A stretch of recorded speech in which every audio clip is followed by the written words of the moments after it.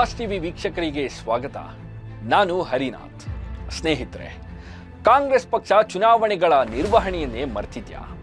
ಆ ಪಕ್ಷದ think tank ಸರಿಯಾಗಿ ಒಂದು ನಾಮಪತ್ರ ಹಾಕಿಸಲು ಕೂಡ ಆಗದಷ್ಟು, ನಾಮಪತ್ರ ಪೂರ್ವದಲ್ಲಿ ಸರಿಯಾದ ಟೇಬಲ್ ವರ್ಕ್ ಮಾಡಲಾರದಷ್ಟು ವೀಕ್ ಆಗಿದ್ಯಾ?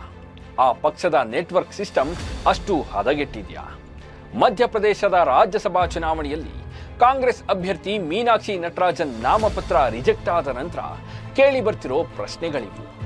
ಮಧ್ಯಪ್ರದೇಶದ ವಿಧಾನಸಭೆಯಿಂದ ರಾಜ್ಯಸಭೆಗೆ ಹೊರಟಿದ್ದ ರಾಹುಲ್ ಗಾಂಧಿ ಆಪ್ತ ವಲಯದ ನಾಯಕಿ ಮೀನಾಕ್ಷಿ ನಟರಾಜನ್ ನಾಮಪತ್ರ ಕ್ರಮಬದ್ಧವಾಗಿಲ್ಲದ ಕಾರಣಕ್ಕೆ ತಿರಸ್ಕೃತಗೊಂಡಿದೆ. ಇದು ದೊಡ್ಡ ವಿವಾದಕ್ಕೆ ಕಾರಣವಾಗಿದೆ. ಈ ನಡುವೆ ಮೀನಾಕ್ಷಿ ನಟರಾಜನ್ ಹಿಟ್ ವಿಕೆಟ್ ಹಿಂದೆ ತೆಲಂಗಾಣ ಸಿಎಂ ರೇವಂತ್ ರೆಡ್ಡಿ ಕೈವಾಡವಿದೆ ಎಂಬ ಆರೋಪ ಕೇಳಿ ಬರ್ತಿದೆ. ಏನಿದರ ಗುಟ್ಟು ಅಂತ ತಿಳಿಯೋಣ ಬನ್ನಿ. ರಾಹುಲ್ ಗಾಂಧಿಯವರ ಆಪ್ತೆ ತೆಲಂಗಾಣ ಕಾಂಗ್ರೆಸ್ ಉಸ್ತುವಾರಿ ಮೀನಾಕ್ಷಿ ನಟರಾಜನ್ ಅವರಿಗೆ ರಾಜ್ಯಸಭೆಗಾಗಿ ಮಧ್ಯಪ್ರದೇಶದಿಂದ ಟಿಕೆಟ್ ಕೊಟ್ಟಿದ್ರು. ಮಧ್ಯಪ್ರದೇಶದಿಂದ ಇರುವ 3 ಸೀಟ್ಗಳಲ್ಲಿ 2 ಬಿಜೆಪಿ ಮತ್ತು 1 ಕಾಂಗ್ರೆಸ್ ಆರಾಮಾಗಿ ಗೆಲ್ಲುವ ಅವಕಾಶವಿತ್ತು. ಆದರೆ ಬಿಜೆಪಿ 3 ಸೀಟ್ಗಳಿಗೂ ಅಭ್ಯರ್ಥಿಗಳನ್ನ ಹಾಕಿ ನಾವು 3 ಗೆಲ್ತೀವಿ ಅಂತ ತೊಡೆ ತಟ್ಟಿತ್ತು. ಇದರಿಂದ ಗಾಬರಿ ಬಿದ್ದ ಕಾಂಗ್ರೆಸ್ ಮಧ್ಯಪ್ರದೇಶದ ಅಷ್ಟು ಕಾಂಗ್ರೆಸ್ ಶಾಸಕರನ್ನ ವಿಶೇಷ ವಿಮಾನದಲ್ಲಿ ಬೆಂಗಳೂರಿಗೆ ಕರೆಸಿ ರೆಸಾರ್ಟ್ನಲ್ಲಿರಿಸಿತ್ತು.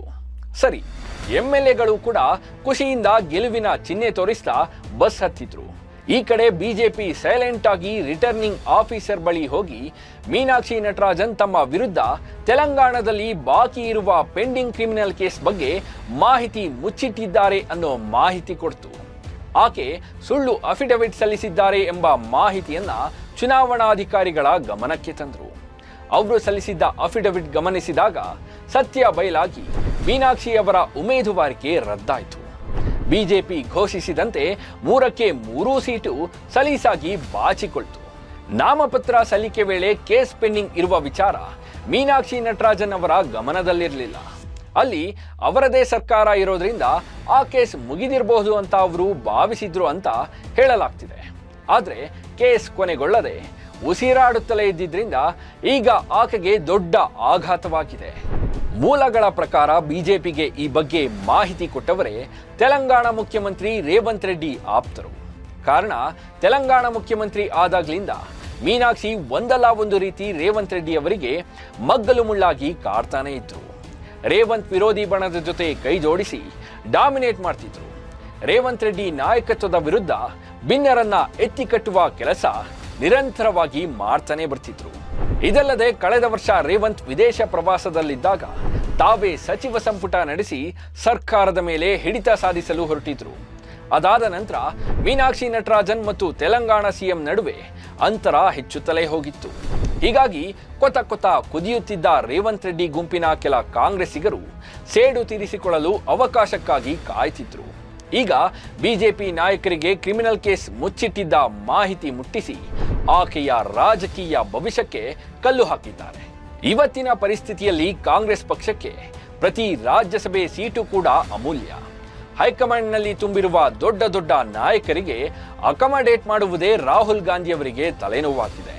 ಹಿಂದೆಲ್ಲ ದೇಶದ ವಿವಿಧ ರಾಜ್ಯಗಳಲ್ಲಿ ಭರಪೂರ ಶಾಸಕರ ಸಂಖ್ಯೆ ಇರ್ತಿತ್ತು. ಹೈಕಮಾಂಡ್ ವಲಯದ ನಾಯಕರನ್ನ ಸುಲಭವಾಗಿ ಯಾವುದೋ ಒಂದು ರಾಜ್ಯದಿಂದ ರಾಜ್ಯಸಭೆಗೆ ತರಬಹುದಿತ್ತು.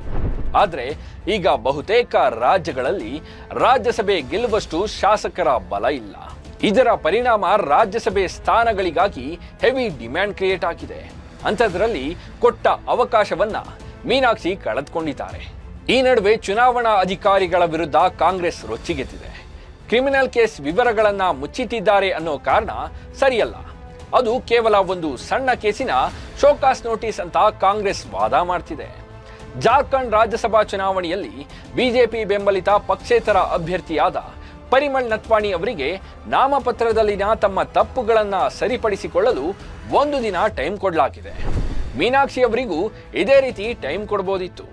ಆದರೆ ಚುನಾವಣಾ ಆಯೋಗ ಸಂವಿಧಾನ ನೀಡಿರುವ ಜವಾಬ್ದಾರಿಯಂತೆ ಯಾವುದೇ ಪಕ್ಷಪಾತವಿಲ್ಲದೆ ನ್ಯೂಟ್ರಲ್ ಆಗಿ ಕೆಲಸ ಮಾಡದೆ ಮೋದಿ ಸರ್ಕಾರದ ಕೈಗೊಂಬೆಯಾಗಿ ವರ್ತಿಸಿ ನಮ್ಮ ಅಭ್ಯರ್ಥಿಯ ನಾಮಪತ್ರ ರಿಜೆಕ್ಟ್ ಆಗುವಂತೆ ನೋಡಿಕೊಂಡಿದೆ ಅಂತ ಕಾಂಗ್ರೆಸ್ ನಾಯಕರು ಆರೋಪಿಸಿದ್ದಾರೆ. ಏನೇ ಆಗಲಿ, ಒಟ್ಟಾರೆ ಈ ಪ್ರಕರಣದಿಂದ ಕಾಂಗ್ರೆಸ್ ಪಕ್ಷಕ್ಕೆ ಮುಜುಗರ ಆಗಿರೋದು ನಿಜ. ರೇವಂತ್ ರೆಡ್ಡಿ ಈ ಬೆಳವಣಿಗೆಯಿಂದ ಖುಷಿಯಾಗಿರ್ಬೋದು. ಇದು ಈ ಹೊತ್ತಿನ ರಾಜಕೀಯ ವಿಶೇಷ. ಲೇಟೆಸ್ಟ್ ಹಾಗೂ ಇಂಟ್ರೆಸ್ಟಿಂಗ್ ಸುದ್ದಿಗಳಿಗಾಗಿ ಬಾಸ್ ಟಿವಿ ಕನ್ನಡ ಚಾನೆಲ್ನ ಸಬ್ಸ್ಕ್ರೈಬ್ ಮಾಡಿ. ಹಾಗೆಯೇ ಬೆಲ್ ಐಕಾನ್ ಪ್ರೆಸ್ ಮಾಡಿ. ಇದರ ಜೊತೆಗೆ ಫೇಸ್ಬುಕ್, ಇನ್ಸ್ಟಾಗ್ರಾಮ್, ಎಕ್ಸ್ ನಲ್ಲೂ ಮಿಸ್ ಮಾಡದೆ ಫಾಲೋ ಮಾಡಿ.